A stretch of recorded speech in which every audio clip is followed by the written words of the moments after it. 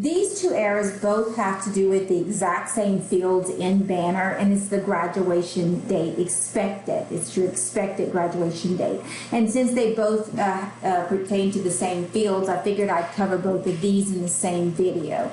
So if you see where you have a student on your error report that says no expected grad date on Sebastian, or grad date precedes term in, this is going to be how you can resolve it. So no expected grad date on Sebastian means that there's some fields on Sebastian that are empty. It's there, the data hasn't been entered yet, and that data has to be entered because even though we don't know when a student's actually going to graduate, we have to provide an expected graduation date.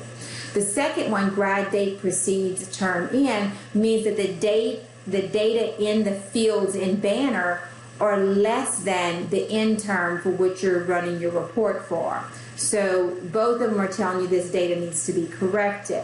Now I do want to note, and I want you to remember, that we do run a process on UC4 Monday through Friday at 4 o'clock to add expected grad date if the fields are null, and to update the fields if the grad date is less than the end date for the term we're currently processing. So you could manually fix these, or you could just wait and say, I'll fix these, I'll run this tomorrow after this process runs. However, you all are constantly taking applicants, making segregation records and allowing students to register, so you may always have a few of these on your record or your error report that you may want to manually fix. So to do that, all you have to do is you go to the student's Sebastian record. So I'm going to go to Sebastian, and you enter in the student's Banner ID. That's going to be in your error report, and then you select Go. Now notice I don't put a term because the Sebastian record you want to correct is the one that is equal to or less than the term in which you're running your report. So let's just pretend I'm running my report for 2019-10. So I need to find a Sebastian record that has the term 2019-10 or less. So you'll see this one is 2019-10.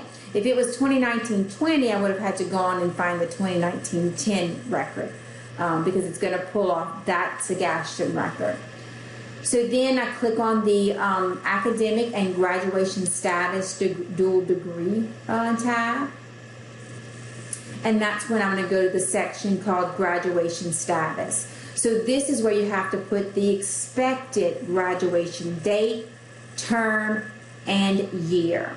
So you're looking for the date, the term, and the year. Now the colleges have decided, all colleges decided to go 6 years out in the future. So this is a 2019-10 application. So if you're looking at 6 years, that's going to be 2019, 2020, 21, 22, 23, 24, 25. So it would be 20, 25, 10.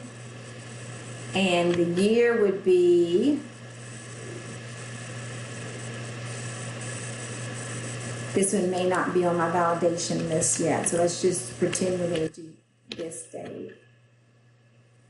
Well, I'm not sure what's going on. Let me see. I could have swore I had 2024, maybe 23 is the highest I have.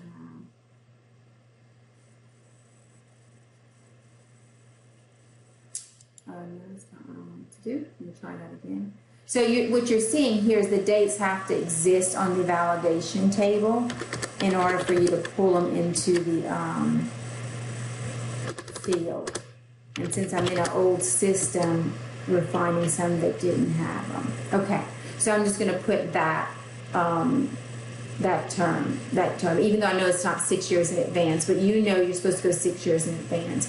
And in production, we are constantly building these and keeping them ahead of the game because of things like this. And then you would come over here and you put the expected graduation date, which would be the fall, which we usually do December 15th, 2023. And then you would save. So this was one where the date was null. They didn't have any date in there. So we had to put one in. For the second error, where it says the grad date precedes the term end date, that would have been when you would access the Sebastian record And let's say that, I'll put that year wrong, but that's okay. Let's say that this term was 2018-20. And the date would have been 12/15/2017. Okay, so this would have been an example of this term, and the date precedes the term in, because I'm a 2019-10 record, then 2018-20 was in the past. And they're saying this can't happen. You need to put a expected graduation date in the future. So that's when you would go ahead and take this one and do the same thing we did when we were putting a date. You would put a date 6 years in the future.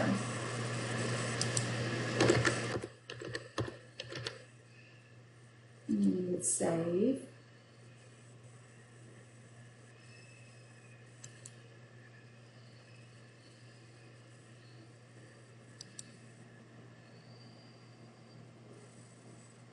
And that's how you would resolve those errors.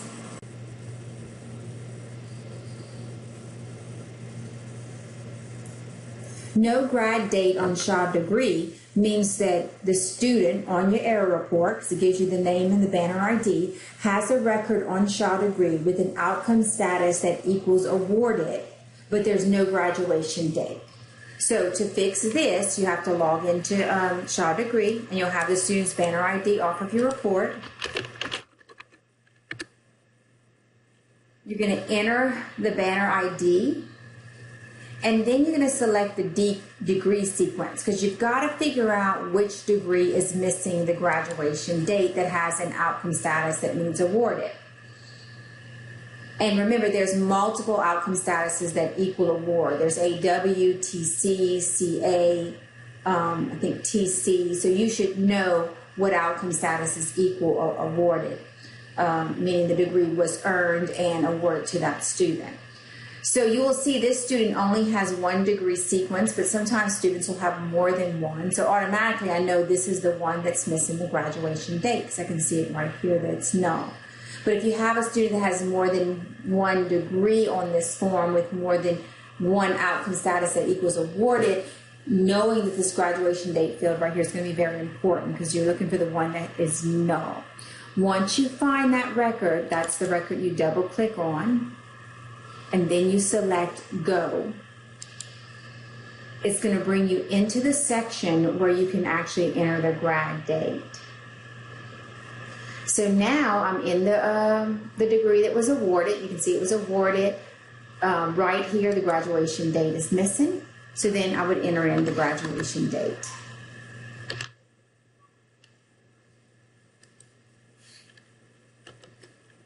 Oh, and note, before you can enter before you can change anything about the record, you have to change the outcome status to a different outcome status. Then you can come and enter in the date.